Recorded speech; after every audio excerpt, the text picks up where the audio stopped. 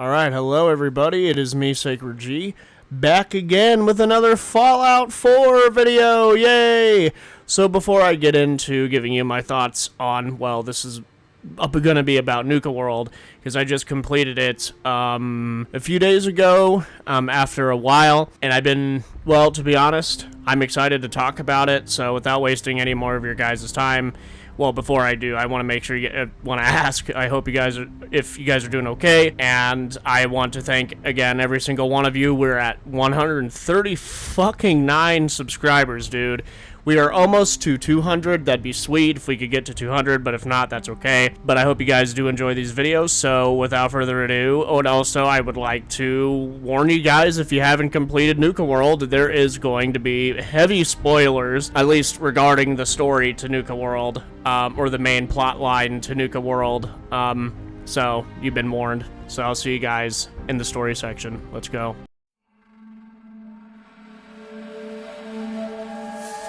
Alright, so you will get a radio signal once you reach level 25, because the recommended level to do Nuka World is level 25, and you'll get a radio signal, and it's pretty much the Nuka World station going off, and it'll give you the location of where it's at, and then once you get to the outside area of the transit center, you'll notice there's a bunch of gunners around. You know, they're there for a reason, because I think they had orders to go there. So you clear them out, or you sneak past them, whatever the fuck you decide to do.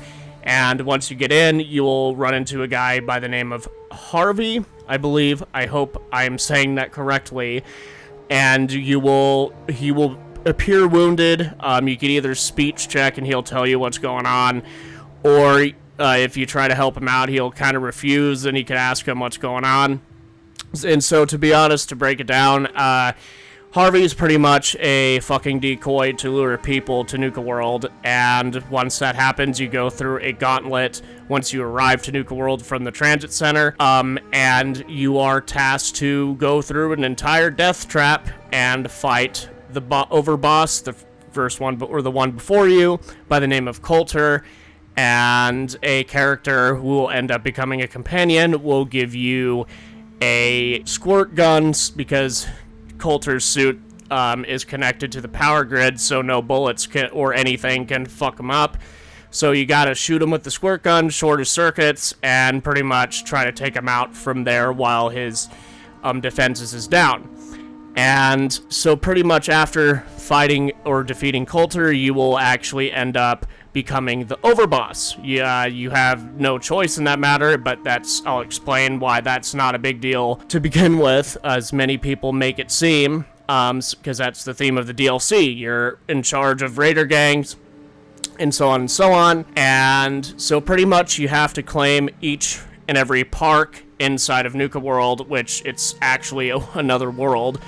And you have to claim, I think, 4 parks, 5, I think. You got Safari Adventure, you got Kitty Kingdom, you got Galactic Zone, and you also got the bottling plant. Yeah, so 4 parks, you have to take over. 2 of them are shoot 'em up zones, to be honest, which is the Galactic Zone and the bottling plant, and I'll get into those in a minute. But, so I pretty much summarize the story. So once you actually get to the point where you conquer all the parks and assign it to the appropriate gangs you chose to assign those parks to, you will be able to take on the Commonwealth, or take the raiders to the Commonwealth. And if you have any connection with Preston Garvey, he will get pissed off with you, yada yada yada, right? So I kind of want to talk about mainly my own thoughts and opinions on the main plot line, and also some of the gameplay features, or well, the main plot line.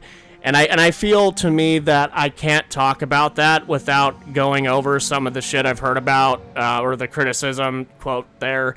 And this is the main criticism. I just feel like I can't talk about this without addressing this, and that is that you are forced to being evil. Yet again, you're not. Okay? There are several fucking times in this DLC during the time you're taking over the parks. There are 3 of them who are inhabited by other people who have stayed there, one of them being Protectrons, but you get what I'm saying, they're interactable. And the criticism is that it's just another shooting gallery, which is complete bullshit, or you're forced to being evil. and that's complete bullshit. I'm gonna play a few of the choices you get to make in terms of dealing with the inhabitants after getting to like the main quote-unquote boss minus Sito. Sito. New friend done? No more monsters? And they should not be coming back. Your family's safe, Sito. Sito so happy. How Sito thank new friend? What's next for you, Sito? You want to stay here? Or take your family and head out to the wasteland? Zoo Sito home since small. Zoo family home since forever. Sito want to stay. Wasteland not safe for Sito family. Or Sito.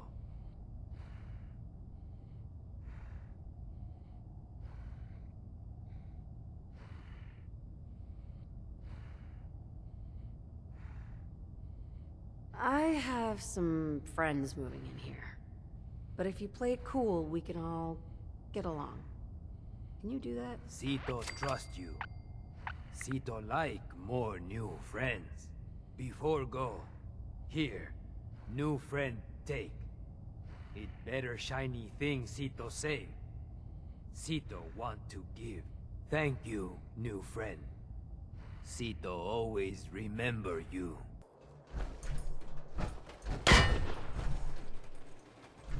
You raiders are all the same. You come into someone's home, steal their belongings, and kill those they care about. I'm not going to let you kill any more of my friends. This is our home, not yours.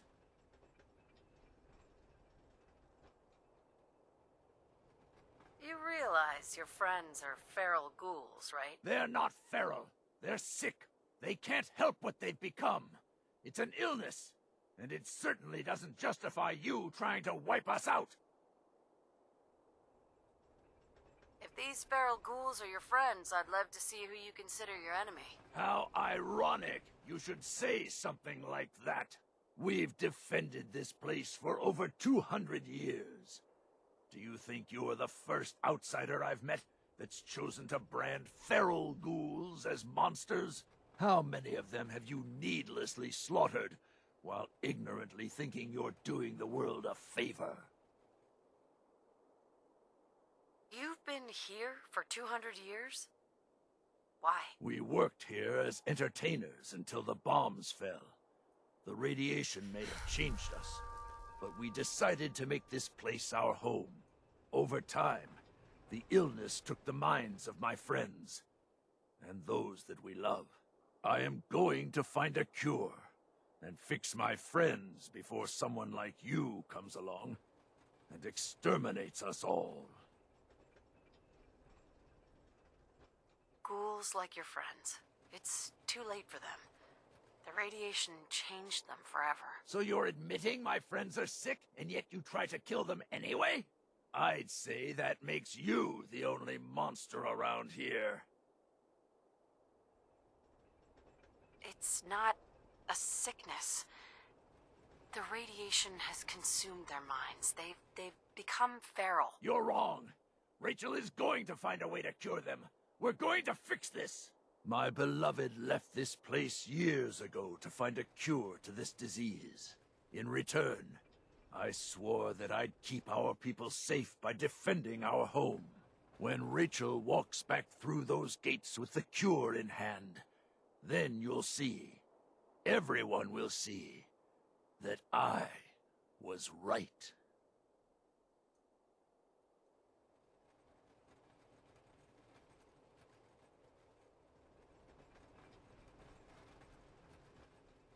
What if she never returns? How long are you gonna wait? I will stay here for as long as it takes. I've already watched 200 years pass. What makes you think I can't wait 200 more? I promise you, there is no cure. You'd be better off trying to find her so you can be together. You're wrong. There is a cure. There has to be. But Maybe she needs my help. If Rachel is still out there, I'll find her, and we'll search for this cure together. I'll gather what remains of my friends, and we'll leave this place in your care. Don't worry about the radiation. It will no longer be a burden to you and your kind. Here, you should have this. Consider it an apology for misjudging you. And the Protectrons, but I was referring to Oswald the Outrageous, because it seems to me that was set up to each area you went to in Kitty Kingdom seemed to be like a lead and follow-up to the final boss, which is who Oswald is, right? Well, you would think if you're forced to being evil, you would have to even kill those people. Ceto, the Protectrons, and Oswald the Outrageous, right? I'm excluding the bottling plant and the Galactic Zone in specific because those are legitimate shoot-em-ups or shoot-em-up locations, which I don't have a problem with, and I'm going to actually quickly explain that before I forget to mention these. They're inhabited. The robots in Galactic Zone are malfunctioned, and to me that makes sense. And also, the bottling plant has been overrun by Mirelurk creatures. Okay, so there's a reason to shoot that place up. It was like the bottling plant, I believe, had water in it, so yes, the Mirelurk creatures were attracted to that, so that way they can inhabit the fucking area, which isn't a bad thing. And then on top of that, you get 3 locations where you actually do get to make moral decisions. So that's why I don't have an issue with the Galactic Zone, and I'm going to actually talk about this extensively once I get to the actual, my discussion on the world. And I don't mind the main story to it. I don't think it forces you to be evil. You could be nice, actually, throughout the entire course of you taking out the fucking, or taking over the parks. Like the 3 areas I mentioned. You can convince Ceto to stay, or you can fucking tell him to leave. Or you could kill him. They give you 3 options. 3 options here, so I don't know how that's being evil by having him stay where he grew up. Have your Raider gang take over without killing him? And they don't even kill him at all? Like, he's still alive? And the same thing, that enough is proof that this DLC doesn't force you to be evil. It doesn't even go against the moral ambiguity. At least I don't think so, because, yeah, they're evil, they're fucked up, but they're also people too, in my own opinion. So the story's pretty much kind of run-of-the-mill. It's just kind of simple. It is very short. I do agree with that criticism. I personally found that to be kind of detrimental. And a criticism I want to give, and this is something I did during that playthrough, is that I chose a specific Raider gang to take over the parks. I had the operators take over every single park. I'm not joking, and I have more operator outposts in the Commonwealth, more than I do any other gang. But at the end, as I said, one of those Raider gangs betray you. So I was thinking when I did this, that I would actually, there might be an ending I didn't know about where it's just the operators, the pack, and the disciples, which, by the way, that's who the parks ran by. Those are the 3 Raider gangs. You get your bloodthirsty disciples, your party animal pack, and your money-hungry operators. Okay, those are the 3. It's pretty self-explanatory by just the way they live and where they're actually located. The disciples' location, definitely. But when I did that, I still had the ending where one Raider gang betrayed me. And my criticism is if I'm going to favorite one Raider gang, I should have been able to have 2 of those gangs try to fuck me over. I'm not kidding. Like, I don't understand, like, why that wasn't an option. I don't know. That is that's kind of bothersome to me, but I could ignore that later on because it doesn't matter. Because the character I wrote is a mercenary, so I'm having this character use the Raiders for money. And then once she thinks she made enough off the Raiders, she's going to kill them. And that's another thing. A lot of people complain that the good way to end the quest is to kill all the Raiders. That's the only option. Well, you could just walk away. However, you could do, and this is something I learned that I found actually kind of cool, is that once you kill one of the Raider gangs that betray you, if you have the open season quest still open, it will actually count that particular segment of whatever gang you killed, and they'll mark it down. It'll check it off that you killed either the Disciples Pack or the Operators, depending on which gang betrays you. And yeah, I think that part of it's cool, but I should have been able to, you know, control one Raider gang if I wanted to, but that's whatever. I mean, I don't know what was going through Bethesda's head with that. I do think that's a huge disappointment. However, the rest of the DLC is fine. I'm going to get into that right now, so we're going to talk about the world next. Alright, so Nuka World itself. How does that pan from the rest of the fucking Commonwealth and also Far Harbor? Well, Nuka World is set in a theme park. I should have mentioned that in the story, but I'll also include that, yeah, the Raider gangs, as I mentioned before, the 3 people who inhabit it, including Porter Gage, who ends up becoming a companion. Anywho, the world is one of the most fucking fun worlds I've explored, and I'm not lying. Like, I enjoyed, and I still enjoy exploring the Commonwealth here and there, but I think Bethesda, in my opinion, literally went out of their way with this DLC. Like, everything, even outside of the parks, is interesting, at least to me. Kind of gives you that desolate feeling. Like, you know, there's no hope, like, and especially, I find Nuka World's overworld disturbing in particular because you know what happened to the inhabitants. Everybody there died due to the Raider gangs, and that's why it's so kind of empty. And it makes fucking sense, to be honest, and it kind of gives you that disturbing feeling that these people are fucking ruthless animals, which they fucking are, and I don't know, I found it fun. Like, there's a lot of fun locations to explore. There's some side quests, a little bit of, you know, environmental storytelling. And the Hubologists from, I believe, Fallout 2 come back. Didn't even know they were a thing in Fallout 2 until I learned about it just recently, which is cool to hear that they're bringing characters back from Fallout 2, and you also get a reoccurring character from Fallout 3.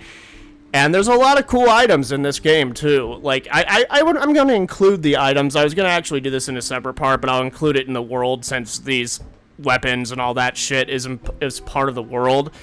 I think they did really well adding an AK-47 type rifle that takes, I believe, some .63 rounds. I could be mistaken. I don't really use that weapon. But it's the weapons are pretty neat, and there's a lot of awesome assets in this that make you feel like that you need to take every single fucking Nuka-Cola, the red Nuka-Cola coffee mugs, and just collect all of them without selling them, because the way they designed and they modeled those, at least to me, is so cool that it actually just really I just got more immersed. I don't know, and I really enjoyed exploring the parks. Honestly, I think every single one of them stands out from each other. You get Kitty Kingdom that, you know, is like kind of like, I call it a Candyland town due to the giant ass lollipops like standing outside of the fucking walls that you could see. And there's some cool fucking areas in Kitty Kingdom alone. Like, you get a fun house that actually works, and there's spinning floors. There's a lot of cool shit, and you get Safari Adventure that is a zoo. I don't think, honestly, Safari Adventure is on the same level of interesting as Kitty Kingdom. It's pretty run-of-the-mill, to be honest. And they get Dry Rock Gulch, and that's ran by robotic cowboys. Which there's a surprise there where you could role play a part of the attraction if you wanted to. And it's just awesome, man. Like, the whole world, I remember exploring it, and I was thinking to myself, I was like, I like this more than I thought I did. Because every time I played Nuka World back when it was, you know, the hype, or a year after it came out, I remember thinking I didn't really care for it, and that's because I cheated. I'm not kidding. Like, my first introduction to Fallout 4 is playing with mods on the PS4, and most of those are cheat mods. Not all of them, but a good majority of them are. And just taking the time and actually having to depend on resources and actually look for them and to explore the world to do so, I think is fucking incredible. And what about the world? What's a world without the new enemies? So you get cave crickets, bloodworms. You even get some irradiated rats, I believe is what they're called, and, you know, ants have made a return back in Fallout 4.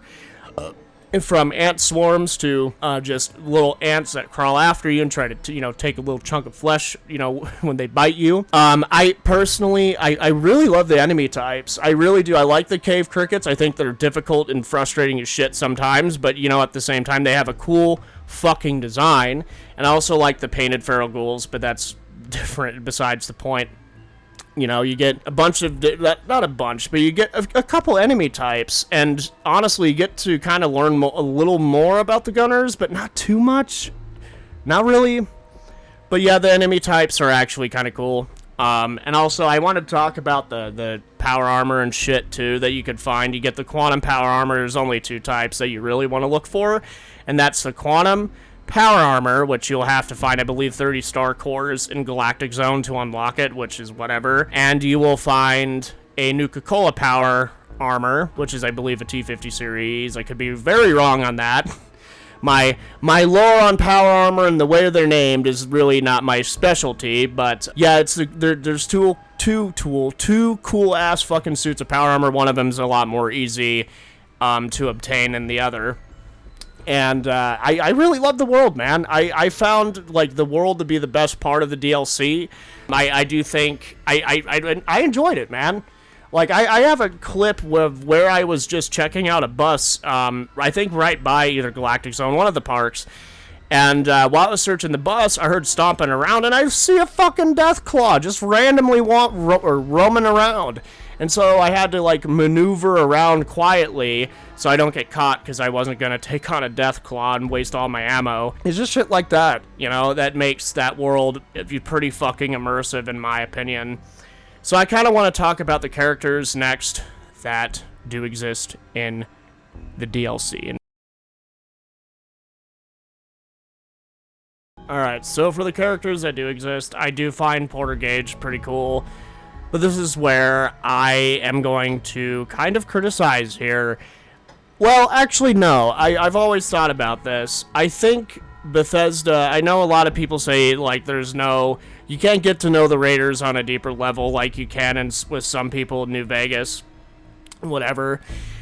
But you kind of do. There are terminals you can read about, I think, every single one of them. I'm not sure, but I do know for a damn fact that you can find a terminal in the operator's HQ about Megs and William, and it kind of explains what type of people they are, what kind of raiders they are, and all that sort of stuff. I think that's an okay approach. I do prefer talking to them, but that is one way to do it, instead of, you know, asking Snoopy as fuck questions that probably deserve more than enough speech checks to get through in order to get a fucking answer about their personal life out, but that's besides the point. And I know that you could be a Snoop and look, an even bigger Snoop, and look through their terminals and all that shit. I don't know. I don't mind the terminal approach to getting to know the raiders or the people that an area may be involved in. I don't mind that. It's kind of the same thing as having a deep conversation with these people. You kind of get to know them on a surface level, which isn't a bad thing. And to be honest, the raiders are just kind of fucking self-explanatory, even without getting to know them, just by the, you know, the decor that usually inhabits where they are. Like, you got the disciples with a bunch of spikes and bodies strewn all over the fucking place, so you know they're sadistic as fuck. And you got the pack, who are just nothing but wild raiders who will probably do whatever they can to get what they need. And you got the operators who will stop at nothing for caps. Self-explanatory, right? And Porter Gage, as I said, he's cool. Like, I don't have a problem with Porter Gage. But I do think, and I will agree, but for me personally, I personally do think that the whole terminal thing is fine with getting to know some of these people, and you get, like, Trixie's holotape with the disciples, which, if you want to listen to that on your own, then go for it. I'm not going to play that for you here. You know, I don't mind these raiders. I actually think they're fucking cool as hell, and to be honest, there's nothing more to say about them. As I said, they're fucking self-explanatory a little bit. I know that people would like to talk to them more to get on a deeper level and to kind of relate and to maybe, you know, love the raiders a little more, because you got to know a lot about them through, you know, conversation. But that's not the case, and to be honest, these people, to add to that, I don't think these people even give a fuck about getting close to people. You gotta remember, narcissists and psychopaths, like what these people are, do not like getting close to people because they can't feel it and they feel like it's a burden. So it kind of makes sense, actually, to go through their terminals instead of asking them directly, because, in my own opinion, I personally fucking think that's a smarter approach, because if, you know, you're asking them about themselves and they were telling you all these deep and personal things, it would kind of take away from the psychopathy that most of these fucking raiders have, you know? They just want one thing, what they want, and which is control and power. Most of the time. Like, the operators want money, the disciples want blood. They're all selfish. You know, a little more so than others. And I don't have a problem with that. So we're gonna move on. Alright, the next thing I want to talk about is the gameplay. So, pretty much what you end up doing after you complete the whole story, or you get the parks all taken over for the respective gangs, you will be told to go take over the Commonwealth. So essentially what this is it's a, I guess it is indeed a, like, another way of doing the settlement stuff beside, or the counter to Preston and all that stuff, right? Because pretty much it is just settlement stuff, and you get, like, settlement items, which are pretty cool. But I'm not too much into the settlement system myself. I mean, when I do get into it, I can get into it for quite a while. It's just I'm not, like, huge into it, if that makes sense. That's why I didn't really bring up the settlement items. But yes, you get some settlement items, and it is just pretty much a settlement DLC to a degree. Because there's not a lot of settlement building in terms of taking over the park. You don't have to build, like, these defense towers or put up defenses or anything for your raider gangs. And when you get them out to the Commonwealth, they're lazy as fuck and don't want to work, and they would rather rely on other people to do their evil bidding in terms of, like, having other settlements support them without them needing to do the work. So, and the other thing I want to point out with this, I don't know where to include this, but I'll just say here to get it out of the way, that is that I believe that this DLC, and the gameplay is fine, like, the gameplay is fine. For me personally, it's fine, but this DLC was indeed made for the people that did actually think, for whatever reason, you couldn't be evil in the base game. This was kind of like Bethesda's way of saying, oh, well, yeah, well, I guess you can't be evil, even though I don't think they played their own game, to be honest, but whatever. But yeah, they made this fucking DLC in response to that. So essentially, we have a evil option to, or an evil counter to Preston's, you know, whatever. But I don't believe that, really. I think it's, like, you have to be level 25, and if it was actually a fucking counter to that, I would assume that you would be allowed, no matter what level you were at, to go into Nuka World. Like, they wouldn't even have a level recommendation, and Nuka World would have been fucking easy. That's, you know, that's what I think, and I do think that they did make in response to people complaining and whining that you couldn't be evil in Fallout 4 because they didn't fucking play the game or pay attention to it enough to see the fucked up options you can make, which I've already gone over in videos before.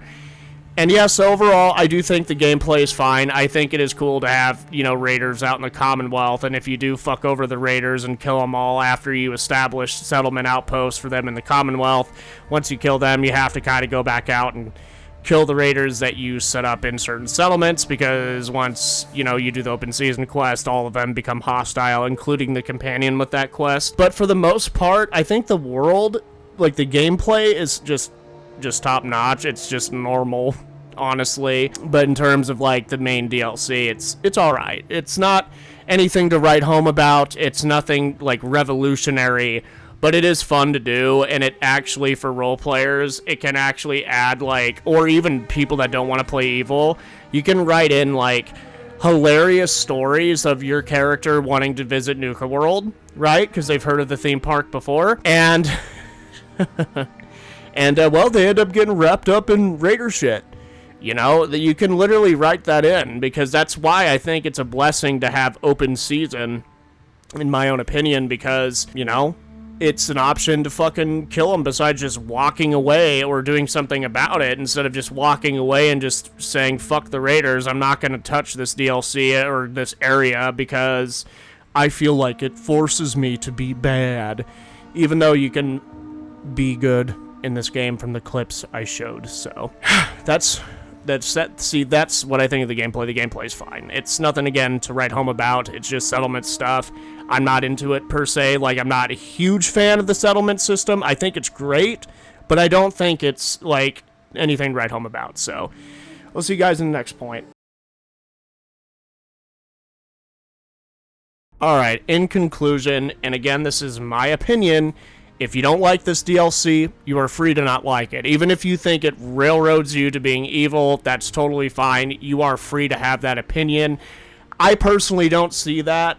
In my opinion, I think the whole majority of the quest of taking over parks, like the 3 inhabited places I talked about, I think that kind of proves against that. And the fact that, you know, you can wipe out all the raiders and everything like that, I don't think it forces you to be evil. I do have, like, some other criticisms that I will throw in here, though. I will say that why were the .45, or I think it's the 44 rounds for Kellogg's pistol, they're not in the base game. I'm not joking. They're only in fucking Nuka World.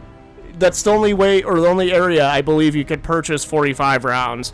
Or I believe it is 45 rounds, for whatever ammo type Kellogg's pistol takes, because I know it's not in the base game, or it's at least hard to fucking find. Or is it 44? I think it's 44 rounds. I could be mistaken. But yeah, there's an ammo type in the base game that you can't find, but in Nuka World, now you can find it. That's a bit silly. But all in conclusion, besides all of that, it's like minor stuff. Like, if it depends on how you feel. I recommend it. I do. I think it's a great time. It's not $20 anymore. You could actually pick up this DLC for $10. And even for that price point, I think it was worth it. It added an entire original world that no other Fallout game that I've seen has done that. I guess if you want to count Prim in Fallout New Vegas as like a start to, or an inspiration to Nuka World, then maybe, but it's not an entire theme park. And I love the setting, dude. I think Nuka World is probably my first favorite DLC, actually, to be honest. And I recommend it. I think the world's fun to explore. I think there's a lot of interesting locations. There's, you know, the Grantchester Mystery Mansion, which I will do a video on later. But there's cool things worthwhile in this DLC. Like, it's not just raiding settlements. It's not just doing that. It's about doing it at your own pace, or doing it if you want to. You don't even, like, have to, like, continuously raid settlements to progress the story to this quest. It doesn't force you to do that. You could just have, like, 1 or 2 settlements set up, and you could still complete the main storyline to Nuka World without even taking over, like, 100 settlements with whatever raider gang you prefer to go with you. And speaking of that, with the settlement stuff, and I should have added this in gameplay, but you don't have to kill everything in this DLC. Even when you're raiding, quote-unquote, raiding settlements, you can talk people off their land. And if you have a shit charisma, well, you're going to get into combat even in the base game, which I think is funny, because you could write a character who tries to smooth talk his way out of things, but it backfires pretty bad, or tries to be intimidating enough to threaten people off their land, and again, that backfires pretty bad. And also you get the operators, like, I think it's called Smooth Operator, where your charisma is doubled for a little bit. I think for 10 minutes, I believe. Could be wrong, but I know there's a thing called Smooth Operator that you could get from the operators, and you can it's a lot easier for you to convince the settlers to give you the land if you don't want to be violent about it, which again is, in my opinion, it's not a good thing to do, but it's a lot less of an evil option than it is to just straight up kill them, in my opinion. I don't know, man. I hope you guys enjoyed this video. In conclusion, I will rate this DLC a 50%, you know, to be fair. It does have its issues, and it has its pluses, and for me personally, I could get behind that. I could look past those, and I can enjoy the DLC for what it is, and it's one of my top Fallout DLCs. I even, to be honest, find myself going to Nuka World more than I do Far Harbor. And I know that's one of the most well-praised DLCs. But I don't care.